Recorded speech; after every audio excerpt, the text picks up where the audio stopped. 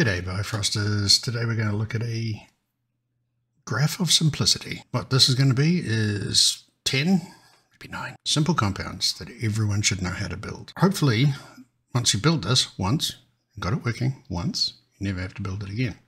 Makes your life a lot easier. So let's get started. I'm going to create a graph and we're going to do most of this on a fake noise-based terrain because those are fun. For a given value of fun. So let's put down a plane. You guys can fill along this part if you want, but not necessary. I'm just setting it up so we can do stuff. Make it, gives it some divisions. We'll get a terminal in. All good.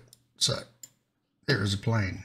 Let's do the normal stuff. So we'll turn the grid off. We'll turn anti-aliasing on, and let's just for shits and giggles have a bit of our wireframe on shaded. So we're good. Okay, so let's displace this. What's this, you say?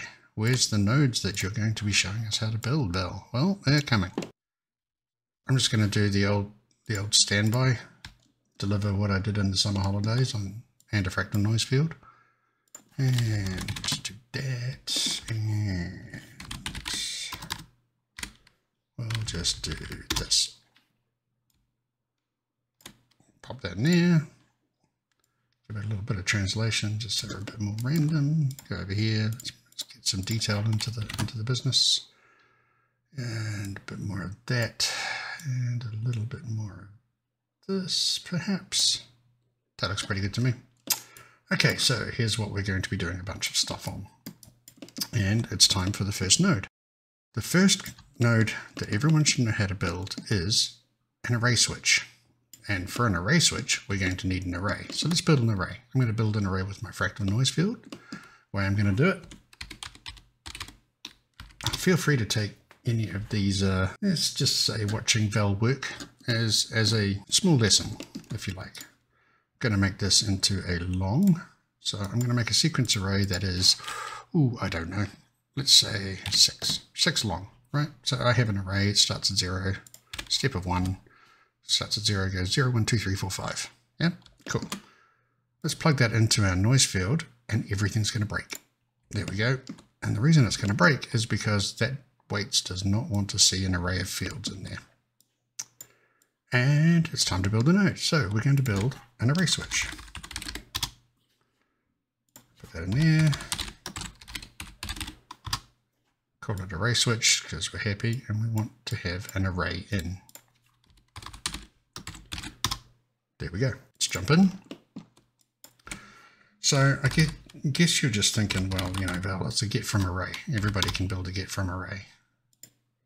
And if we stick this out, put this here, put this in, it's working, and you can even switch it. What happens when you do 6 minus 2? That's the gotcha on an array switch. So we just have to do a tiny little bit of logic to make that not happen. And then our array will be complete.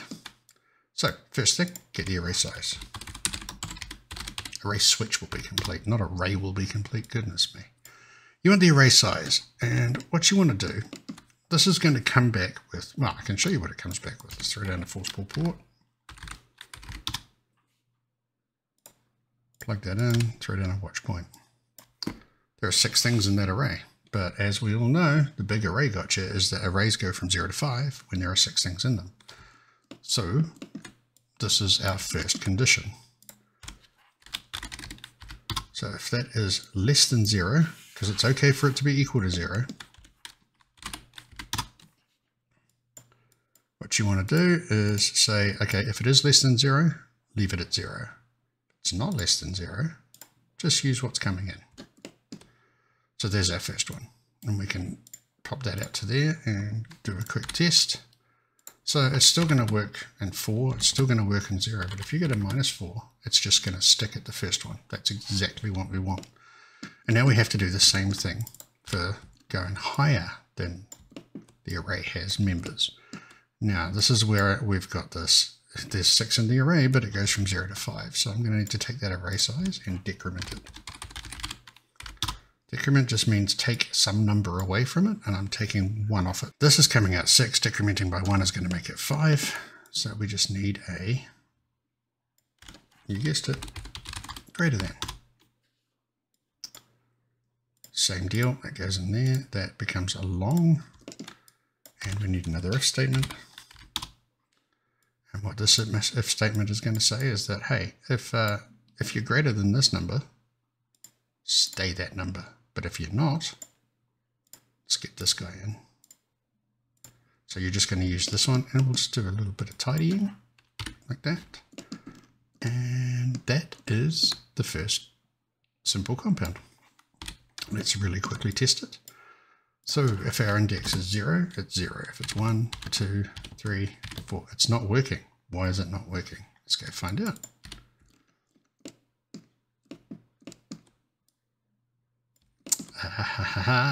This is where I messed up. So we need to go index is greater than that number. What I was saying is if the index is, well, if the array size is greater than 0, just output 0. Right? What we needed to do was if the array size, if the index coming in was greater than the decremented array size, make it the array size. Should be fixed now. Let's try it again. Everybody makes these mistakes. At 0, 1, 2, 3, 4, 5, 6, 7, 874, 6. That's working. So there's the first one, array switch. What this lets you do, of course, is you can slide this all you like, and it's not going to lose all of its information if you go above or below. So there's your first one. Let's put a backdrop around that so we can keep track of things. Array switch. Lovely. How about some color? Color would be good. I like green, and I like not quite so transparent. So something like that. So what's the next one? Well, you know what's really handy is getting a random value from an array. So let's do that. That's number 2. Number 2 is random value from array. So the first thing I'm going to do is update my normals. Update mesh normals as per. All good. And then I'm going to get my positions.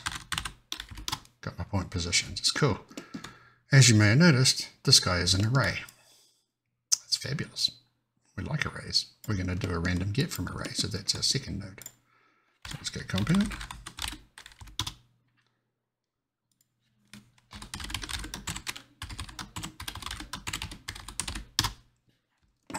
Random get from array. This one, again, real simple. What I'm wanting to do is get one thing from an array randomly. So let's jump in here and we'll spell random right, random value.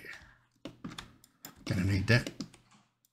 And this is simple. Again, array size. Want to get the size of the array, how many things in the array you're looking at. And you just want to plug that straight into your maximum. The reason that we're not decrementing this time is because random will go up to the maximum, not above the maximum. So this should be a good deal. Make sure you're starting at 0, and you can change the index as well. If you want to get a different part of the list, that's fine. It's up to you what you want to pipe out. Me, I just pipe out the seed. I set the index to something like 5, just because I can. And then to complete this, we're going to get from array. Get from array. So it is a big modified get from array, and then we're popping our value out there, which is great. That's number 2, random get from array. Throw down a backdrop. Random get from array. So they're all pretty simple things, which is good. Just use the same color so we can tell it from afar. Now we should test this. I have a compound in the VHS set called point display. And what this is a very fancy point scope. It's basically just that. It is, if you have a look in here, it constructs points out of whatever you put into it, sets point color, flicks it into a point scope. Also allows you to set a color array or a color field too as a display color, but that's all good. Don't worry about that. Just going to use this for now. And we should maybe put this up a bit. Not that much. And there's always the fun thing with the spheres. Put it to a disk, it showed up, we don't have the color. So if I put that in again, it's going to get the color. That's a known bug, and I know that Autodesk is working on it. So here's a random point in this array. Start changing the seed, and you've got all kinds of random points in the array. So that's number 2. Random get from array. So the next simple compound that everybody should know how to build is basically this. It's a point display. Let's build it. Let's build our own. So, compound. And the reason I'm building this now is because we need to display a point, right? There's a couple of gotchas in this one. This one's a little bit more complicated, but not terribly much. Nothing to be scared of. First thing you want to come in is points. They're the points you're going to want to display. Now, first gotcha. Sometimes I might want to put in a single point. Sometimes I might want to put in a full array of points like this. So the way to do it is get an array. Okay. So you've got set your port type to an array, whatever it is you need. So, and then click on fan in. Points are always going to be float 3. Absolutely always, because nothing else describes a point in space. Float 4 is a quad. Float 2 is a UV. Float is a value. But positions, and colors sometimes, but positions are 3 floats, X, Y, and Z. So I don't feel terrible about making a hard float 3 array, because it's always going to be a float 3 array. Color is different. Color might be float 4. You might have alpha in there as well. But we'll get onto that in just a second. And it also depends on how complicated you want your point display to be. I'm going to go with an easy one, and then we'll maybe look at a harder one later. So how do we display points? Well, the point scope is there for us to display points. That's what it's for. All right. But you can see the problem here is I've got an array of points coming in and a geo coming in here. So all we need to do is construct points. Construct points, there we go. Boom, boom. Got a point scope, and we've got all of these settings on the point scope, some of which we can just take straight out and use, which is absolutely what we want. So shape is good. You can decide what shape your points are on screen. Default size is also good. What default size lets you do is change the size of the points on screen. When we get a little more complicated, we'll talk about that. But for now, let's just go with this. Let's just go and output this. So we've got a diagnostic geo. You know what? Let's not output it. Let's kill our output. This is a point display, right? So a terminal's better. Here's our terminal. Plug that in there. Right now, we are seeing all of the points, and our color right now is set on the point scope as colored property. We want to leave that as it is. What we want to do is add the color property to this point object inside here. So we'll go set geo property, set get. Good one, Phil. Set geo property. Cool. That's what we want. We know that. And this will put a point color onto the array. Now, here's the first complex bit. This is going to be a math float 3, but it needs to be able to display things all as a single color, or all as an array of colors that you put in. To do that, we use an interpret auto port as vector. Now, don't be worried about this too much. What this node does is it takes a geometry you give it and an array. It then finds all of the points in the geometry and applies that array to it. What's really good about these guys is that the interpreted vector port will take a single vector, it will take an array of vectors, and it will take a field. And it will just spit out vectors for you. this is what we're going to be putting into our set point color.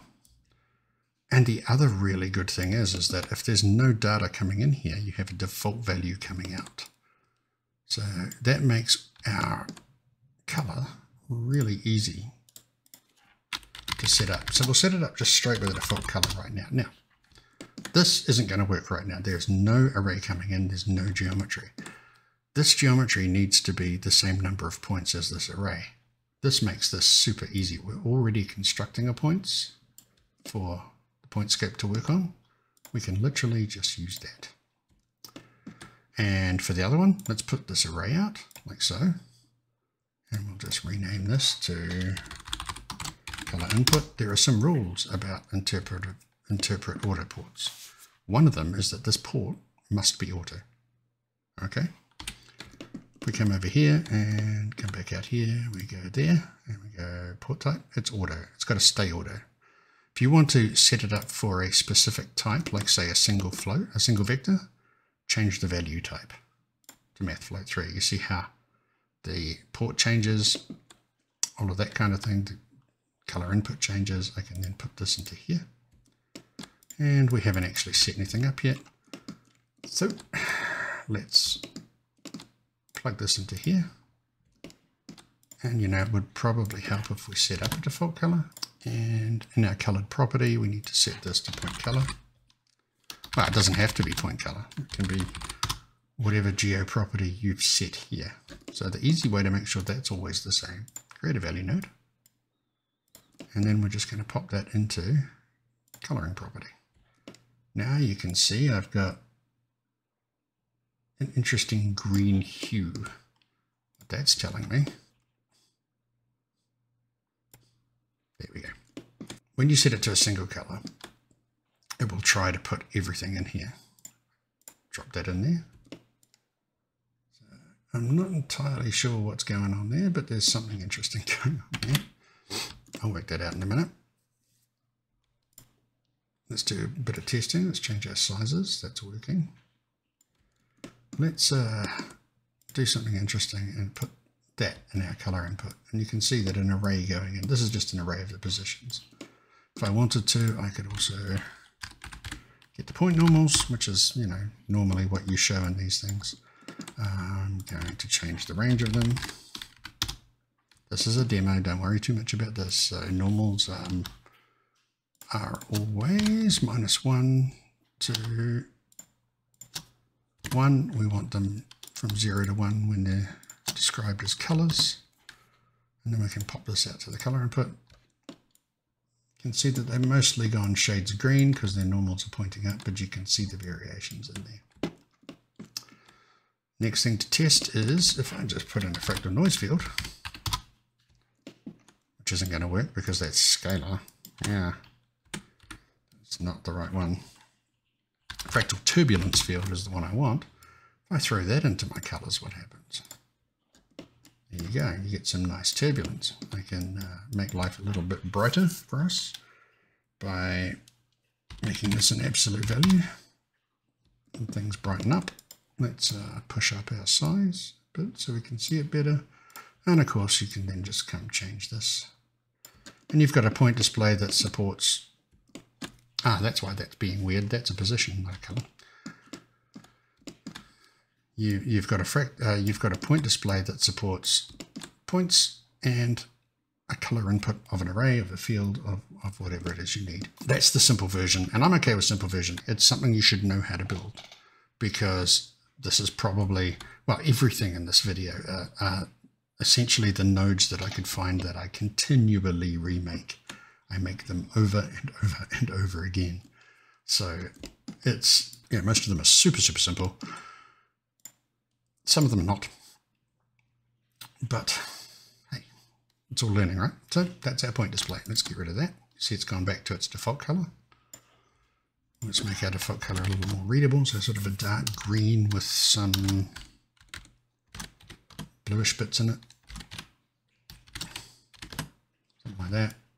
That's a dim, ugly color, but that'll do. You get the idea. So we're going to be using this again and again. Let's just tidy this up a bit. So let's put this guy to No, not even. So let's put our, oh no, that's right, yeah. Let's put our color input. One down from my points because these are both inputs, right? That's why it's not showing up there. And then we can move our default color up a bit because we know that it's important. And then we've just got points. Let's rename that. Points in. Color in. Default color, default size and shape. Awesome, we're done. There's our point display. We'll be using it again. And that's number 3. So let's grab that guy, let's grab a backdrop.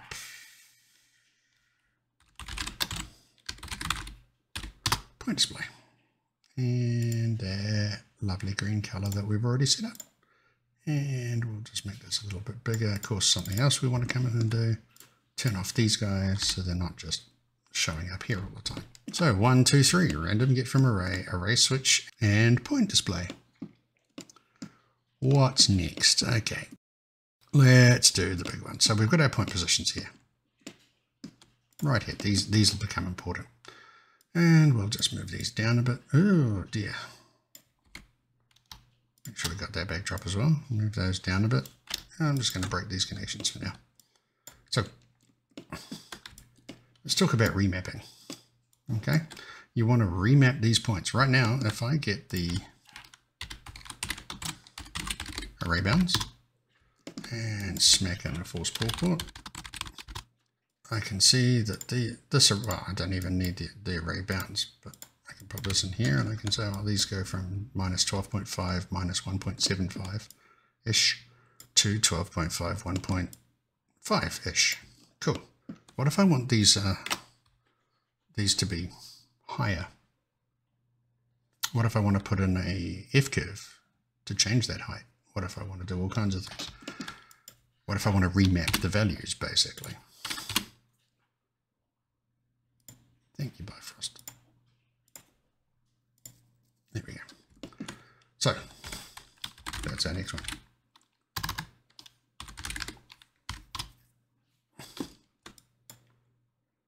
I'm going to call it fit array because that's what it's doing. And again, any additional features or good stuff or whatever you want, it's up to you.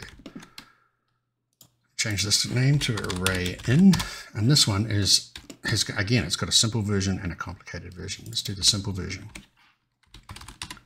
We want our array bounds and we want to change range. If you've done anything in Bifrost, you have added these 2 nodes, possibly more than any other kind of node in the entire system.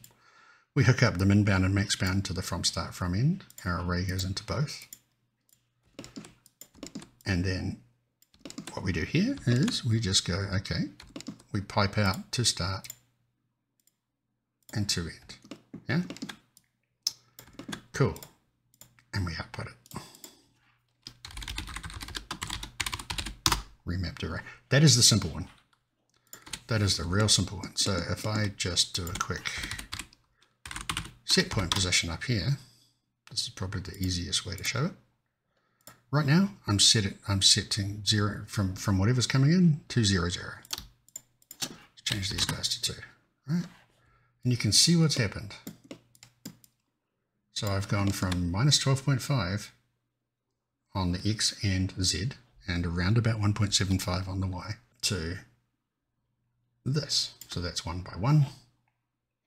Oh, it's 2 by 2. I can turn on the grid. Yeah, and you can see it's 2 by 2. So we're remapping. So let's minus 12.5, 12.5. That's pretty much got us to where we want. And still we have, of course, moved it. So if I just chuck these guys down in an if statement just to show you. Just to show you what on earth is going on. Let's pop that back in. We're inside the graph at the moment. So if I turn this on, this is our original one. And this is what the remap has done. So if we want to get back to the original, then of course we're going to have to do like 12.5, oops, 12.5 there, minus 12.5 there, minus 12.5 there, and minus 2-ish, 1.5 I think. These will be slightly different, but only in the Y direction. So you want to remap the Y. That's simple. Change these numbers. So minus 6 to 6. And of course flick the F switch, boop off. There you go. So we've remapped that array. And Bifrost being Bifrost, we can do that in real time. So your array is remapping and it's setting the point positions. Pretty simple. It's literally 2 compounds, get the bounds, change the range. Alright, it starts to get complex when you want to put in further adjustments. Hell, you don't have to watch anything or listen to anything I say, because I do babble. But that's the basic remap. Okay, moving on from fit array. Let's do a bit more with arrays. The next simple compound that everyone should know is average array. More commonly known as, when you're working with points, a centroid. So if I want to find the center of all of the points in this mesh, which all of the points make up the mesh along with, edges and faces and face vertex and all that sort of stuff, then the way I believe that Maya does it, when you click here, puts the origin of the mesh in the center of it, is it literally takes all of the point positions, adds them up and averages them, which is what we're going to do. Yeah, so we have a point position that's back here somewhere. There it is. Let's make our new compound from scratch, as you do. I'm going to just go array in. This guy we can leave as order. It'd be nice to have any kind of array we can do. And again, this one's really, really simple. You just need a sum array, which is going to add it all up. You need an array size. There. You need to convert the array size to a float, like so. And then it's quite simple, because to average something, you average a list, you add up that list and divide by the number of members in that list. And that's exactly what we're doing now. So you just need to divide. You're dividing that sum by that float, and what comes out is array average. Like that. That's as simple as that goes. So we'll just call this array average. And now we need to see whether it's worked. So let's get our point display. We'll make a copy of that. Basically, here's one we made earlier. Let's change this to circle, which is fine. Let's get our display color something we can really see, and our radius a bit bigger. And then pop this guy into the points. You see it? Radius maybe not quite so big. There it is. Let's just do something like that. And that will be the center of that mesh, or the centroid of that mesh, because it's an array average. Cool. That was pretty easy. Give it a funky green. And so now we have 5. Halfway there. I can never remember whether it's like we're doing 9 or we're doing 10. We're some other way there. We might be more than halfway there. I have a list somewhere. I'm still looking into it. Let's just, now that we've got that, let's just see that. Don't need that one anymore. Array average is working. Awesome. Okay, so the next one, I think, carrying on with our geometry stuff, well, it's really the next two, because one applies to the other, but the next one is like, let's get the bounding box of this object, and let's get it procedurally, and let's get it so that it changes with this object. So what we'll need for that is pretty much just the object. We're going to go into a new compound, as we do, and we'll call this bounding box. Like that. All good. First thing we need is the point positions. Why didn't I just use the point positions coming in? Well, because we want to get a bounding box from an object. If you wanted to get bounding box from points, we can add that in as an option as well, but that involves a little bit of logic and takes it out of the simple nodes sort of realm. But it's not hard to do. So we need the point positions. Get point position, it's all good. All right, so the first thing we need to do from the point position is get the bounds of the array. Oops, that's the wrong node. It is kind of applicable, but it's the wrong node. So we get, just like everything else, we've got the bounds of the array, and we're going to, shouldn't have just got in there. Oh, I've spelled bounding box wrong. We're going to get the range of these bounds, right, by subtracting the minimum bound from the maximum bound. What this gives us is essentially our width, length, and height. And we're going to need that width, length, and height to make a cube. So let's split up this vector to scalar, like this. And let's make a cube. Straight up create mesh cube, all good.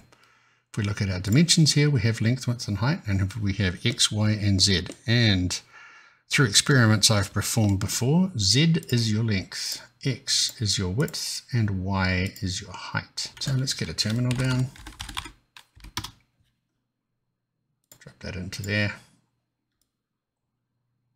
Now, this doesn't. The X and Y seem to work, but the height doesn't. And I'll tell you why. Because I connected the bounding box to the wrong node. What I forgot is that we've used a fit array on this, and it's got new positions. So let's just connect it there. And now if we turn on wireframe, you can see it's a bounding box. And it's changing, but it's not right yet. It looks like it's about half off. And that's because inside the bounding box, just fix that while we're here. We need to do one more thing. We need to set the position of that cube. Okay, so you've got length, width, and height. Those are all correct. But we need to set the position so that it displays the length, width, and height, or it displays the cube in the right places. And the way to do that is you take the result of your subtract and you get half of it. Right? Then you add that. So you've got half of the X, Y, and Z. Well, you've got half of the width, length, and height right now, sitting inside this vector. What we're going to do is we're just going to add that to the minimum bound, which is this guy. And what this is doing is it's taking half the box in all three dimensions and adding it to the minimum of the box in all three dimensions. Pop that into position, like that. And nothing much changes right now, but now if we come out and we go to our fit array, and we just start dropping it, you can see that it's absolutely locked. It's always going to be the correct bounding box. Bingo. That's how to do a bounding box. Now what is also good is coming out of here, it's good to have a display, but it is in this case good to have an output as well. If you're calculating, say, bounds for a simulation or something like that, it's good to have that cube because it carries all of its information with it. You can, again, just go get the point position and the width and height and all that sort of thing. Oops. So we'll call this guy out BB, out bounding box. Make our backdrop. Bounding. Oh, look, I did it again. I've really got to stop doing this stuff in the mornings. Bounding box, and let's make it a bit bigger to fit and make it our funky green color. That looks like 6 to me. Now we come to another problem. Not much point having a bounding box that you can't see through, right? You can go to wireframe all the time if you like, but the next thing I want to show you guys that's really simple is how to set up a really, really basic transparent and viewport shader, okay? So let's just go over here and make a new compound. And we'll call that XParent VP display. Okay, cool. Since we're going to do this, let's turn that off for now.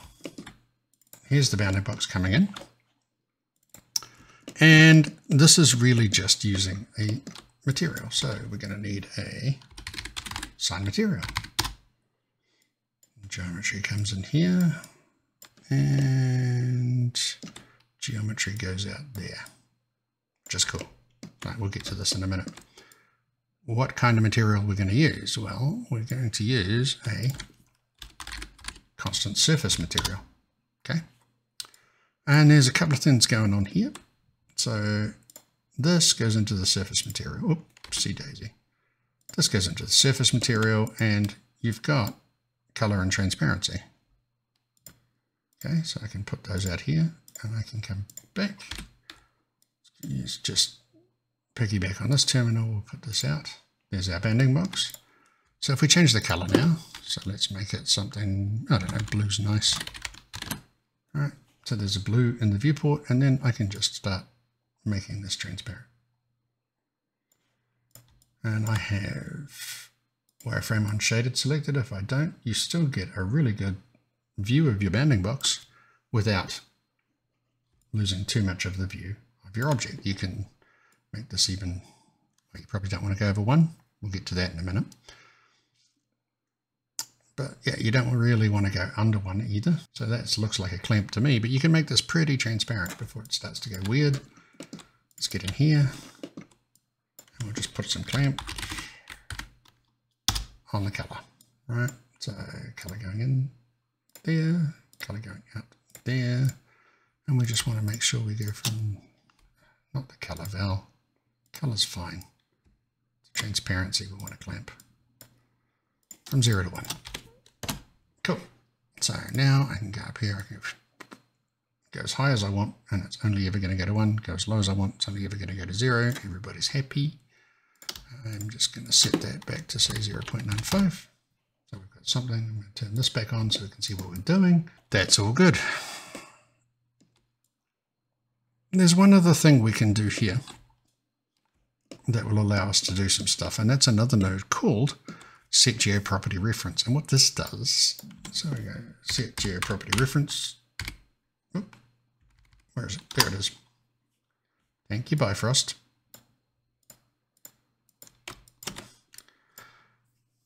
Put your material in here. And what you've got here is the property on the material and the property on the geo. So if you have a point color, like this, you have a point color, all good.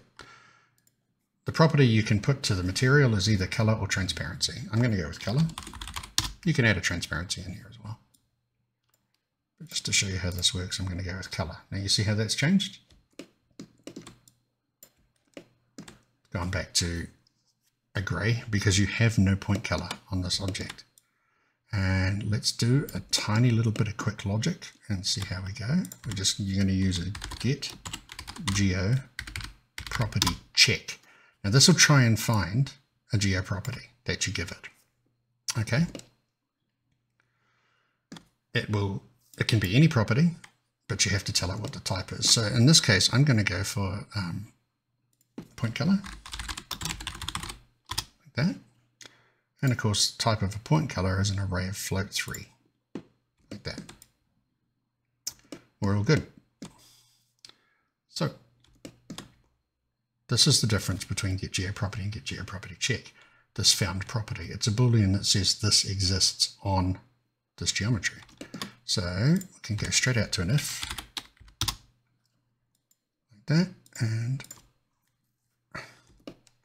pretty simply we can go, if it's true, this is going to work. If it's false, this is not going to work. And just remember, we're just doing the color right now. So what you need to do at that point is set a point color on this guy. So what we do, the easiest way to do that is, so if this has a point color, just go straight through. And then this guy can go out there and we're all happy. If it doesn't have a point color, so if the point color doesn't exist, then we just need to get the point count of the geometry. Again, this is the advanced version. You can just go straight with the clamp and out you go if you want to. And we're going to do a resize array. So what we're essentially doing is creating an array of colors for this object because it doesn't have one. Put the color into the default and we'll move these guys up just a smidge and we'll just put in here a set geo property. Did it again. Set geo property, and of course the property is going to be point color, so let's make sure we're doing the same for both. In there, this gets moved along, this gets plugged into data, and this goes into the false case, and you can see our colors come back. I haven't put a property in, so it's just using the color you've set. But if it does have a property, it's going to use that color. So that's just a real simple bit of logic that you can actually use this over and over and over again in a lot of your nodes to cope with, like, you know, something doesn't have an attribute that you need to use. So if it doesn't, you just create one. That's how that works. So that is the advanced bit. This is the simple bit, but of course your geometry will go through. Up to you what you use. All good. Either way, that's transparent viewport shading. What would also be good is we have a terminal inside here. So everybody's happy there. Now, that just changed because it's being output twice. I can take it out of there now, and I can go and turn those off. So now you've got transparent viewport display, you've got color, you've got transparency. This color will still work because there's no point color coming in. So if I change it to a red, you can see it changing quite happily. And we've got a nice clamp on our transparency, which means we are done with this. Create a backdrop, viewport display, or whatever you want to call it, and we'll make it our funky green. Lovely. So what do we got? 1, 2, 3, 4, 5, 6, 7. 3 more to go. Okay, into the home stretch now. So we have 7. 1, 2, 3, 4, 5, 6, 7. Val can count. Next thing we're going to do is just expand on this point display a bit. We've done something that displays points. We can pop that back on and take a look. There's all the points. We probably need to show the actual displaced one just to get everything looking better. So I'll just get those point positions instead. Like so. And so now you can see we've still got our default color working. There's no color in. So we get these nice blue points, and we can change the size quite happily. All good. Colors get a bit funky because we're playing with transparency in the viewport, but other than that, we're fine. Wouldn't it be nice to have one of these for strands? So to get one of these for strands, I'm going to need a strand, which is cool. I'm just going to make a strand out of this, and the easiest way to make a strand out of this, I'm going to use this point position and everything. Let's make a sequence array. So what I'm going to do is I'm going to get one line of these points, and I'm going to make a strand out of it. So to get one line of these points, I need to go back to my plane. I need to take a look at my geometry, and I'm going to need to get one of my length or width segments. They're the same at the moment, so that's all pretty cool, but let's just get the lengths for now. 256, that's how many things we need to have inside of our sequence array. All right, so we start wherever we want to. I mean, it's easiest to start at 0 and do a step of 1. That's essentially going to give you the first row. So start at 0, step of 1. If you wanted to, you could say set this to 256. You'd get the second row, 513, I think. You get the anyway, that's building geometry and it's too complicated, so let's not talk about it. If you're interested, I might do one. Or you can, hit me up and we'll talk about it.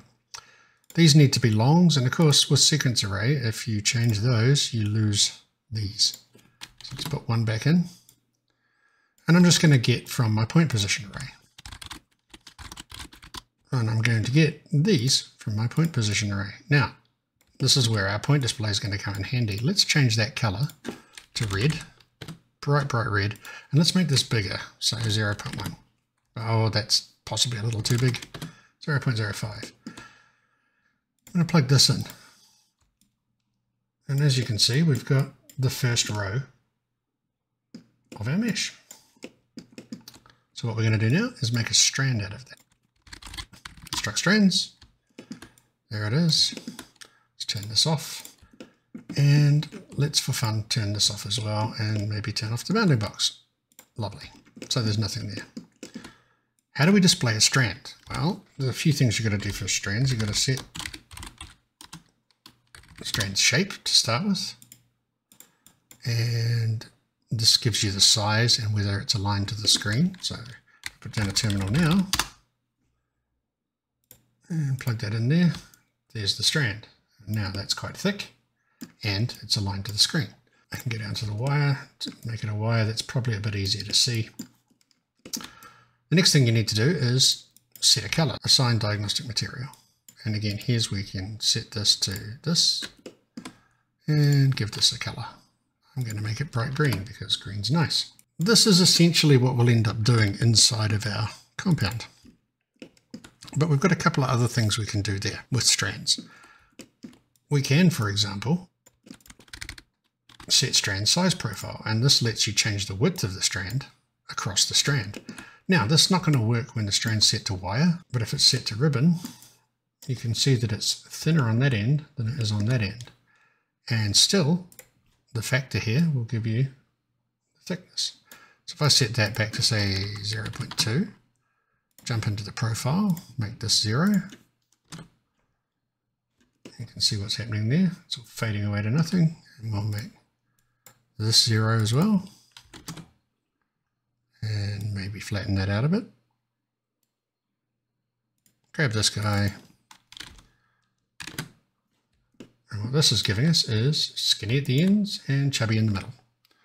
So a profile is a good thing to include because if you want to use strands to display things, you can use this to display information. And again, we're going to also need to do our fun stuff with the auto port so that we can set a point color and then set a material on it. So let's just drop those. We'll do that again from scratch. So let's do a compound. There's the compound. We'll just call this strands in. All good. We'll call this display strands. So these guys are probably some of the more complicated stuff that you'll do. But once you've done it once and got it working, you never have to do it again. So it pays to just put a little bit more effort into this at the very beginning, because then you never have to worry about it ever again. You've got a point display, you've got a strand display. It's all good. So we're going here and we're just going to recreate what we did real fast. So set strand shape. Set strand shape, that's the first thing we're going to do. We're going to output the shape because we're going to want to change the shape, and that's all good. And then we're going to do set strand size profile. Pop that in there. Let's just set this to ribbon for now, and we'll put the factor out. That's going to become our size, and our profile out, which will become our profile. And while we're here, let's just recreate we'll just recreate the disappearing into the ends and thicker in the middle that we had, because it's quite nice to do. We'll get that there, pop in a new one, 0.5, 1. So that's our profile. Might as well see this as we're building it. So terminal comes down, turn off final and proxy. I almost said prototype, but I mean proxy. Just so we can see what's going on. That's looking pretty good. Now, here's the thing. This default size is no longer working because the size profile is setting the size on the strands after this. We're just using this guy for the shape, which is great. So there's those things set up. And the only other thing to set up now is the color, and we'll do that exactly the same way as we did for the point display. So we'll need a interpret auto port as vector, like so. We have the geometry, that's the strands coming in, just like that. We can use this one or we can use the raw one. It doesn't matter because they just need to have the same points as the vector port. We'll put out the interpreted vector port like this, and we will just rename this to color in, which is the same as what we had last time, and default color going out, and it can stay the same name, except maybe not value. We'll go default color. Cool. Now, to get this to display on a strand, we're going to need to assign material, like so.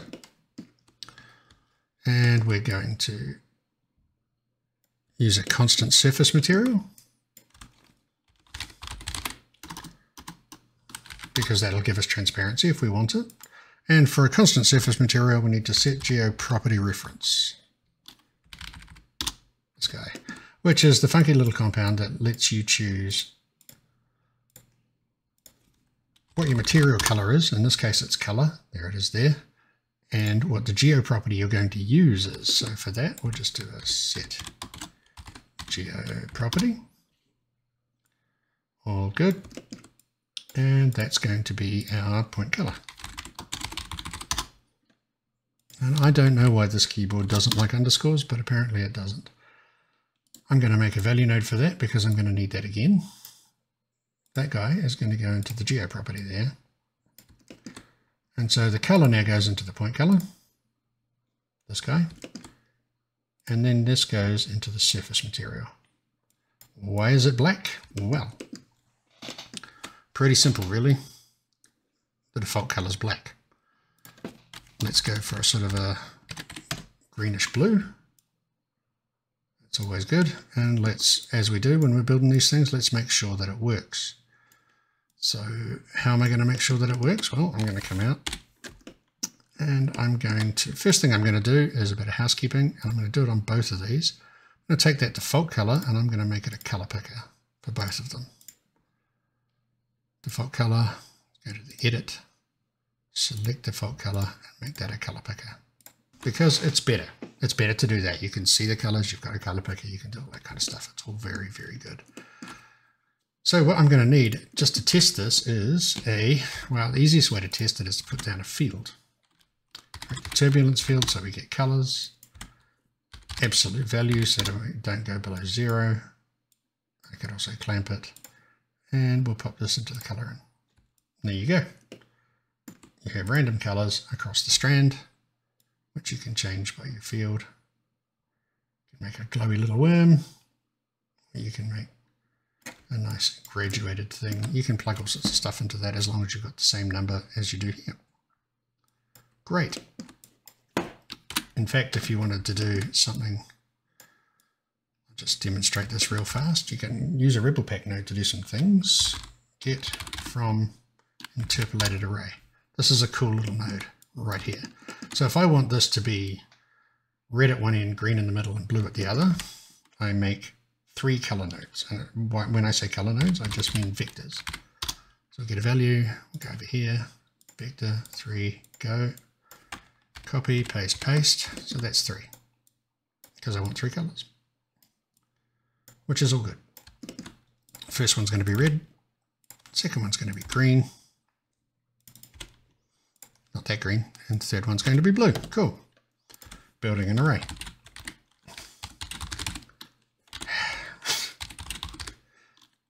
What happens when I start talking, I type what I talk. So red in first, green in second, blue in last. The order is important, and you'll see why in a minute. Now we need to use something as an index for this array, because what this is going to do is take a 0 to 1 index and interpret these colors across it.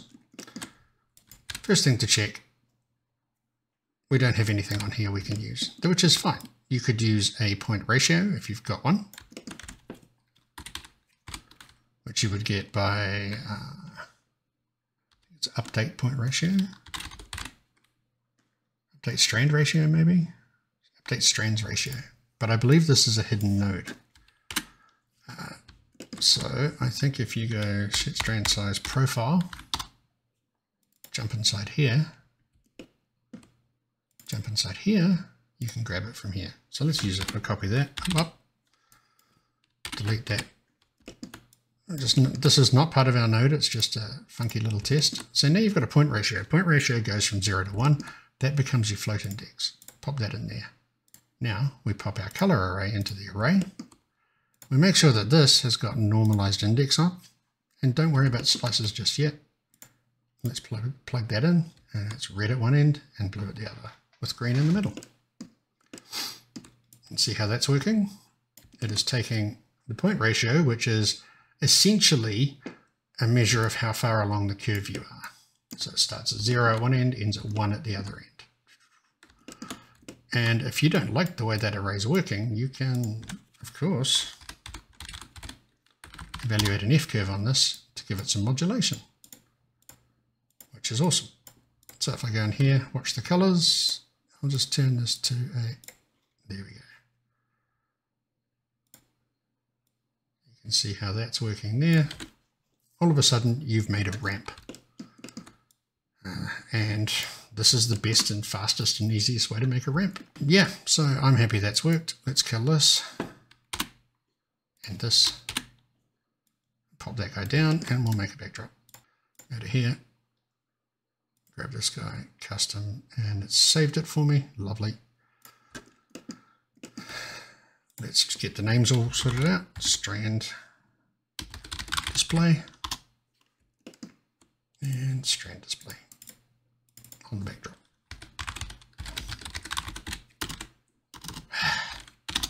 My fingers must be tired. As always, we'll pull it down to cover up our tabs and pop that up there. All right, staying with the display. We've got 2 to go. Staying with the display. What happens if I'm going to turn this guy off, turn this one back on. Let's get the bounding box working as well, and show the points. We're just getting them from that sequence array, so we'll just pop that back in there so we can see all of them. Make them a little bit smaller. So that's cool for the points. What happens if I want to see the normals? This is our next display. It's not a normal display though, because we can make it a lot more versatile by making it a vector display. So I'll show you how we're going to do that. Let's make a new compound. 9 of 10. And we'll call this vector display. Cool. How are we going to show a vector? Well, a vector needs 2 things. It needs a start point and an end point, because a vector is made out of a direction and a magnitude. So rather than points where we just show 1 point, what we're going to show here is we need 2 points. And we need 2 points so that we can draw a vector between them. I'm going to start with my point positions, and I'm just going to pop that in there and call that points in. All right, and what these will become is the start position for the points.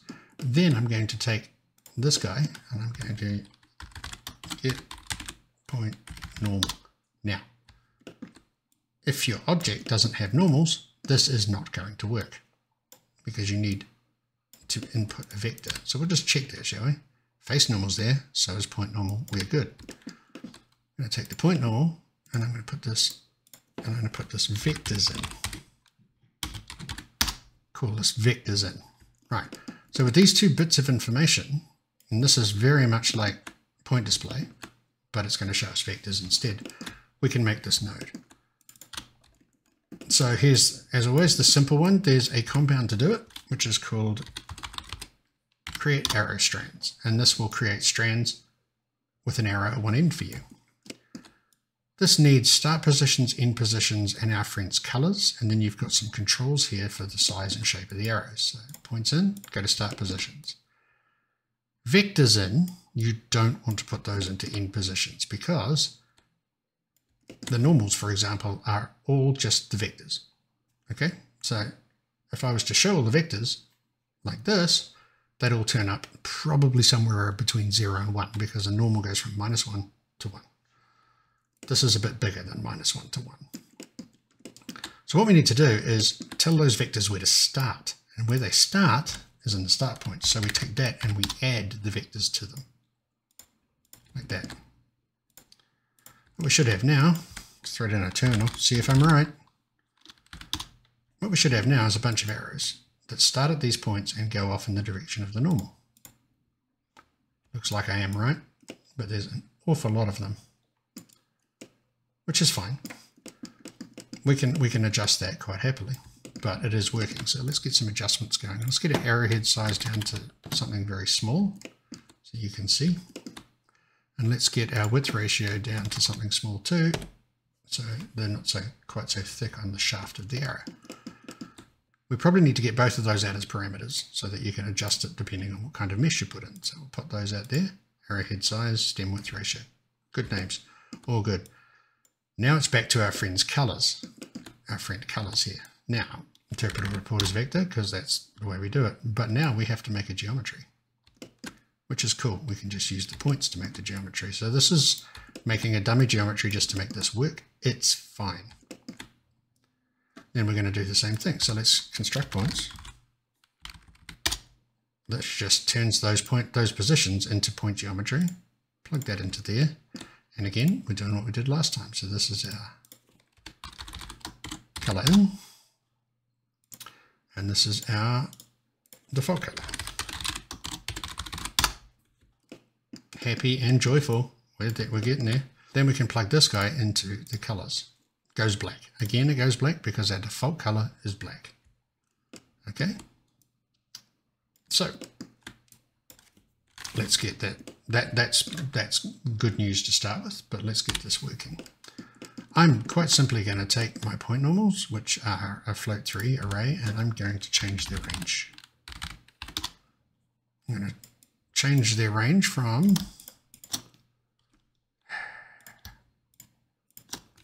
-1 to 1, because I know that these are normalized vectors. They're going to be in that range. And they're going to change them from that to 0 to 1. And go straight that into the colors. You can see it looks exactly the same to what we had before, because what it was doing before by default was showing us the normal color. The thing is, we may not be adding normals to this all the time. We may not want to see normals all the time. I could do something quite quickly. Well, I could do something even better. Fractal turbulence field again, it's our old friend. This outputs a vector field, and I can use that vector field as colors. So we can absolute value that, or we can clamp it. Let's clamp it. No, let's absolute value. It's much more colorful. Just like we did before. Pop that into the colors, and then you're going to get some nice random vector display if that's what you want. There is one thing we should add to this that we don't have right now. Let's set up a nice default color, shall we? Some sort of light blue would be nice. What we should give ourselves to use is the ability to scale these vectors so that they don't always end up this long, because right now they're always going to end up 1 unit long because they're normalized vectors, and that's really, really easy. Back here where we're adding the two together, all we have to do is multiply the vectors coming in by a value. And it can be a float value, and what I'm going to call this value is length multiplier. All right, so we can just plug that straight into there and delete that. Don't need that anymore. And right now it's 0, and you can see everything's disappeared. If I take this back to 1, we'll get what we had before. But what this lets us do is just show our vectors at a reduced scale if we want to. This is really, really good for things like if you're building a point solver and you want to attach an arrow vector to all of your points, you can use this to do it, just so you can see what's going on. And again, our interpreted auto field is working. Let's do some tidy up. So we'll turn those two off.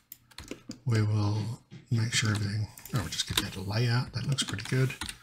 And then we'll come into here and just get this looking the way we want it. So the very first thing we're going to do is the default color is a color picker. All good.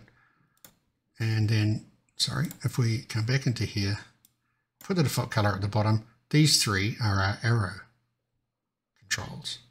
Length of the arrow, the width of the stem, and the size of the arrowhead. So why don't we put those in a group? New group. Arrow controls is good. Arrow controls, and you can also do that over here by taking our length multiplier, just dropping it into our arrow controls. And there we go. There they are. What I'm going to do too is I'm going to put all of that down the bottom. And that way you've got points in, vectors in, colors in, or color in, and default color right there. Just make sure the default color works while we're sitting here. Yeah, that looks pretty good to me. Cool. That is number 9. And we'll change our color again. Custom color, that one. Pull it down so it looks prettier, and then we just don't need this stuff anymore. Don't forget that we're just using the normals to see if this node works. What you have to remember is they're not always going to be the normals. They'll be vectors. Cool. And if we were going to publish this, we'd set up our defaults and everybody's happy from there. That's 9. All right, here's the last one. The last one is related again to all of this stuff. So I'm going to turn off this guy and I'm going to turn off this guy. Let's take our displaced points, which is this fella, and let's scatter. Just scatter some points on it. Now I can use my point display that I've just built to show me where those points are. To do that, and let's turn off our bounding box for now, just so we can see this better. And we'll make this bigger, 0.1. So this is just 1,000 points scattered across the surface. Great. Absolutely great. What happens if we're scattering 100,000 points across the surface, or even 1,000,000 points across the surface? What happens then? You can't see anything. So you've got a couple of options. You can go in here and you can make these very small, so that you can go in and see, oh yeah, I've got 1,000,000 points in there. Or what's probably a better idea is our next node, and our next node is a random level of detail. What the next one's going to do is just basically allow you to set how many of these points you're going to show. Okay, so let's make a compound. All good. Let's call it LOD, because that's good level of detail. And I'm going to put positions into it, or points into it rather. So let's go points in. Again, I could do this with geometry, but if I use an array, I can use it on any array. If I use a geometry, I have to make it an array inside.